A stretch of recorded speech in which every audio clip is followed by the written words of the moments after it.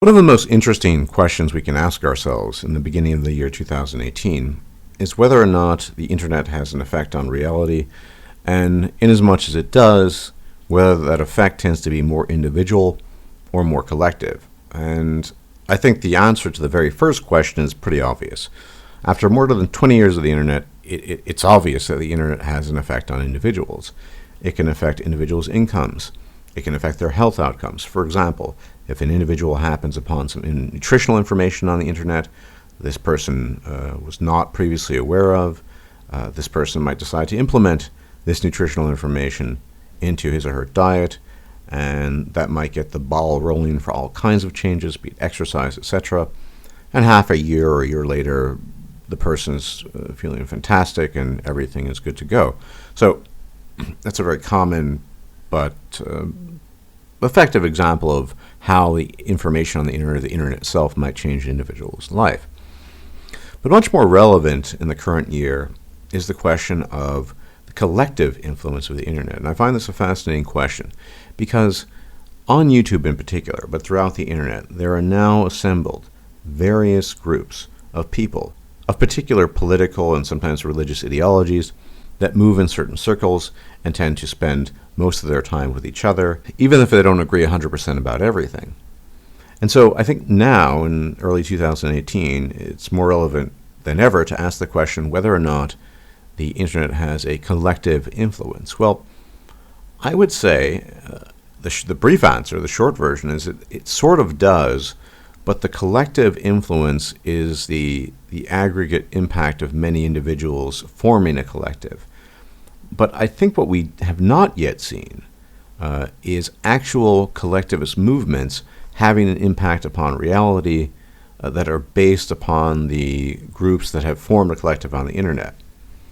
So apart from the not-so-odd example of one individual finding something on the internet and then integrating it into his life, leading to various changes, we have other examples, the most recent of which I believe would be the strange series of movements on the internet that ultimately, at the very least, contributed to, if not led to, the election of one Donald Trump as president of the United States. Now, at first glance, one might be inclined to say, well, this is obviously an example of collective movement on the internet funneling itself into reality. But not really. When you look at the details, it was a bunch of individuals, thousands perhaps of individuals, shitposting, posting memes, but they were not working in unison. They were not working as a group. They were not necessarily working as a collective. So there's a kind of amorphous nominal collective there, but it's not directed. It's almost to a fault. An individual working with his own faculties towards a certain goal, and it just so happens that there are dozens, if not hundreds, and perhaps even thousands of other individuals who have roughly similar goals, and they're working towards these things as well. But they're not sitting down collaborating together. And I think this seems to be the trend throughout the internet. Another excellent example of mass influence on a collective scale, though not working together in a collective sense, would be the phenomenon of MGTOW. Everyone knows these days what MGTOW is, men going their own way. But MGTOW thought and content has ever been content of the individual. And it always came down to the individual man to make certain decisions about his life, whether or not he chose to get married, engage with women in a dating sense or not at all, as well as the probably 1,000 intermediate variations that might exist between all of these things. And this is an example, another good example, of a massive information getting out there to individual men, and these men making individual changes in their lives, but there's no collective working together in the sense. There's no group of MGTOW men getting together and talking about some goal that they wish to achieve. It just comes down to the odd man or two making a decision about his life, despite the fact that I don't have the stats out there because they haven't been collated, but I would assume that there are probably thousands, if not hundreds of thousands of men that have been exposed to some version of red pill philosophy that have subsequently introduced changes into their lives. Now, why this is more relevant than ever is just that the forces at work now are lining themselves up. In particular, the so-called skeptics, or however they wish to term themselves. I think Sargon made a video recently calling himself a liberalist, versus the alt-right. Now, as the great Andy Worski pointed out in a stream not too long ago, I did, along with Teal Deer, predict certain outcomes with regards to the skeptosphere and the alt-right. And at the moment, they're sort of at war with each other, and I think this will be the war du jour for quite some time to come, as SJWs and their ilk, at the very least on the internet, are not huge targets. But the question is how this can actually manifest itself in reality.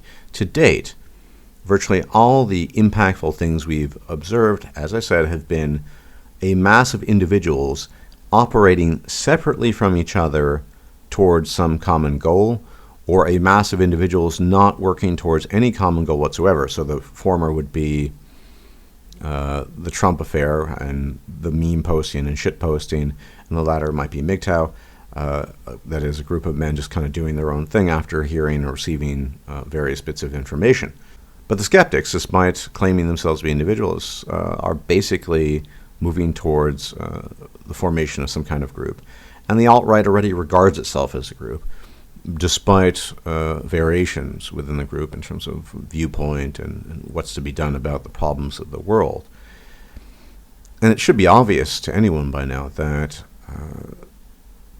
none of these factions have had much of an impact on reality. That is, in the world of realpolitik, not much has happened.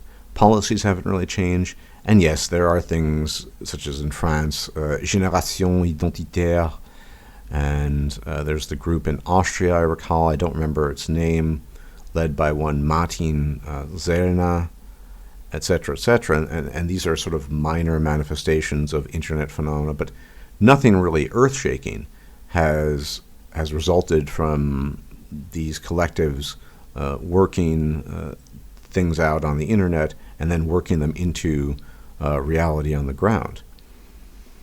And I think there are a number of reasons for this. This is why I'm deeply skeptical of the nature of the internet as an intermediary towards a reality, as a portal, a conduit. The internet is, by its very nature, anonymous. But the internet in general is just a place where people gather and tend to spout off or think things or express themselves. There's another element tied to this, and that's the degree of passivity related to being on the internet in general. The internet is easy in some sense.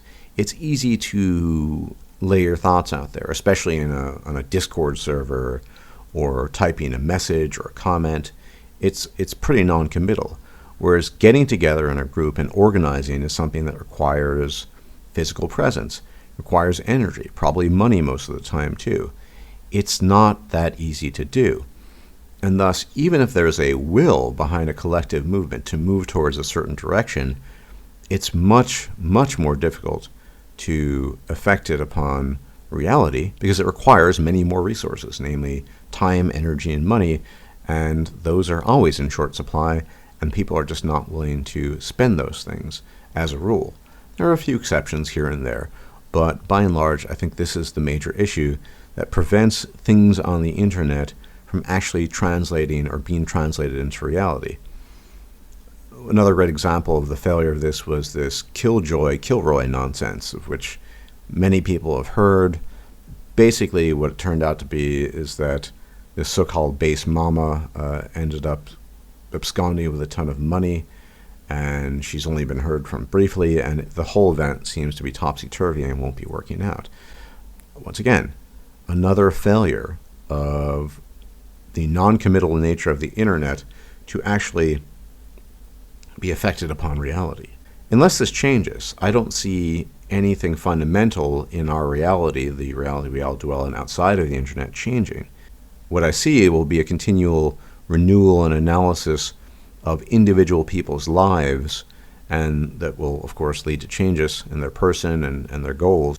But I would not say you'd see this on a collective level for the reasons cited. It's the whole idea of putting your money where your mouth is. People don't want to spend the time, energy, and money, as a rule, actually doing things in reality. The type of organizational power that had been seen in previous decades, in the 60s and 70s with the anti-war movement and all these things, at a time, of course, when the internet didn't exist and these options simply didn't exist. So it's almost like a type of human laziness. So yes, you can help get Donald Trump elected if you meme post and shit post as an individual, and you can spread ideas about what have you, white identity or whatever. But how this translates into reality is an entirely different thing, because it requires a lot more commitment, and the internet, by its very nature, tends to be non-committal. That's my view of things, and I think my view of things going forward. I'm always amenable to new evidence, but I just don't see this trend changing at all unless something fundamental changes about human nature, which, I don't think is happening. Everyone, thanks for tuning in, and I will check you out later. Enjoy your weekend, and may the gods watch over you. Bye-bye.